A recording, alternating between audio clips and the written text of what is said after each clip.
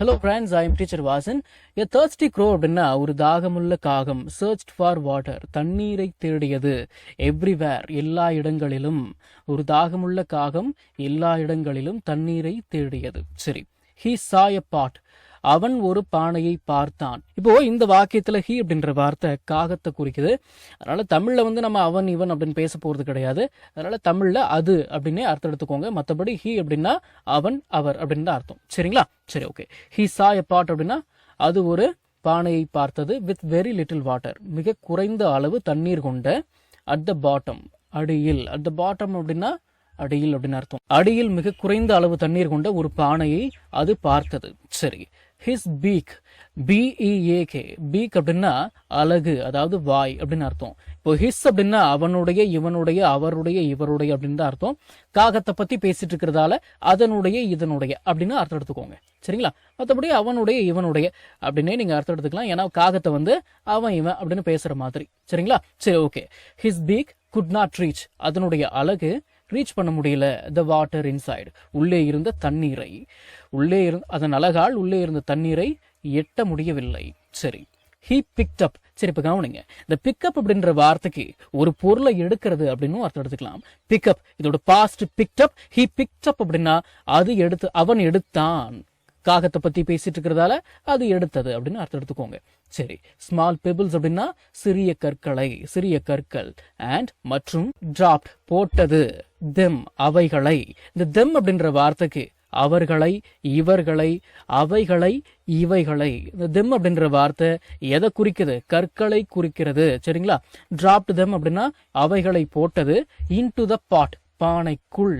தினசரி பயன்படுத்தப்படும் 1000 இங்கிலீஷ் வாக்கியங்கள் தமிழ் அர்த்தத்துடன் ஒரே பிடிஎஃப்ல வெறும் 199 ரூபாய் மட்டுமே. ஸ்கிரீன்ல தெரியுற நம்பருக்கு இப்பவே வாட்ஸ்அப் பண்ணுங்க. இது புக் இல்ல, பிடிஎஃப் ஃபைல். ஃப்ரீ டைம்ல பிடிஎஃப் ஓபன் பண்ணி போன்லயே லேர்ன் பண்ணிக்கலாம். நீங்க பணம் அனுப்பியோடனே வாட்ஸ்அப் மூலமா பிடிஎஃப் உடனடியா வாங்கிக்கலாம். சரி, அப்புறம் ஸ்லோலி, மெதுவாக.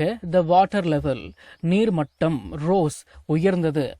RISE, rice. இதோட பாஸ்ட் தான் ரோஸ். ரைஸ் அப்படின்னா உயர்வது. ரைஸ்னா RICE, அரிசி கிடையாது. RISE, ரைஸ் அப்படின்னா உயர்வது. ரைஸோட பாஸ்ட் ரோஸ் அப்படின்னா உயர்ந்தாச்சு. த வாட்டர் லெவல் ரோஸ் அப்படின்னா தண்ணீர் மட்டம் உயர்ந்தது. டு த டாப், மேலே. மெதுவாக நீர்மட்டம் மேலே உயர்ந்தது. த க்ரோ டிராங்க், அந்த காகம் குடித்தது. த வாட்டர், தண்ணீரை. அண்ட் ஃப்ளூ அவே, மற்றும் பறந்து சென்றது. ஹாப்பிலி, மகிழ்ச்சியாக. FLY, fly. இதோட பாஸ்ட் தான் FLEW, ஃப்ளூ. சரிங்களா? ஃப்ளூ அப்படின்னு தான் உச்சரிக்கணும். ஃப்ளூ அவே அப்படின்னா பறந்து சென்றது. ஹாப்பிலி, மகிழ்ச்சியாக. சரி. இந்த கதையோட மாரல் என்ன அப்படின்னா, where there is a will there is a way. மனம் இருந்தால் மார்க்கம் உண்டு. எங்கே மன உறுதி இருக்கின்றதோ அங்கே நிச்சயமாக ஒரு வழி இருக்கிறது. தேர் இஸ் அ வே அப்படின்னா ஒரு வழி இருக்கிறது அப்படின்னு அர்த்தம். நிச்சயமாக அப்படின்ற ஒரு வார்த்தைக்கு ஏற்ற மாதிரி இங்கிலீஷ்ல இல்லை அப்படிலாம் ஆராய்ச்சி பண்ணிட்டு இருக்காதீங்க. சரிங்களா? ஓகே. நம்ம தமிழ்ல பேசக்கூடிய அன்றாட வாக்கியங்களை இங்கிலீஷ்ல இப்படி பேசலாம்னு சொல்லி ஒரு 1000க்கும் மேற்பட்ட ஆங்கில வாக்கியங்களை தமிழ்ல மொழிபெயர்த்து ஒரு 5 PDF நான் ரெடி பண்ணி வச்சிருக்கேங்க. ஒரு PDF பிரைஸ் பாத்தீங்கன்னா 50 rupees. ஆனா இந்த 5 PDFையும் நீங்க 250 ரூபாய் கொடுத்து வாங்க தேவையில்லை.